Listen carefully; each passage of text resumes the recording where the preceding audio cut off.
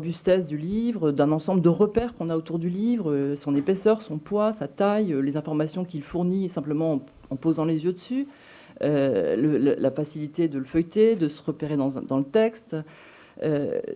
La perte d'un certain nombre de qualités intrinsèques de l'objet livre, elle est compensée par des qualités nouvelles et qui réussissent à faire oublier la perte.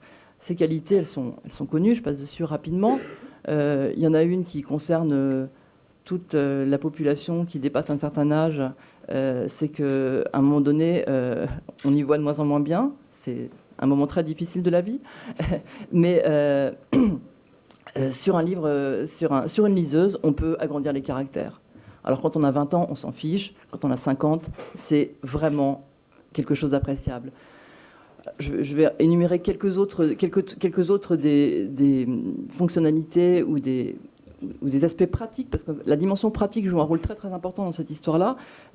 On peut facilement aussi emporter un certain nombre de livres avec soi sans s'encombrer. Vous avez tous eu des dilemmes épouvantables en partant en vacances, en vous demandant quel livre emporter et combien vous pouviez emporter sans avoir à payer un excédent de bagages.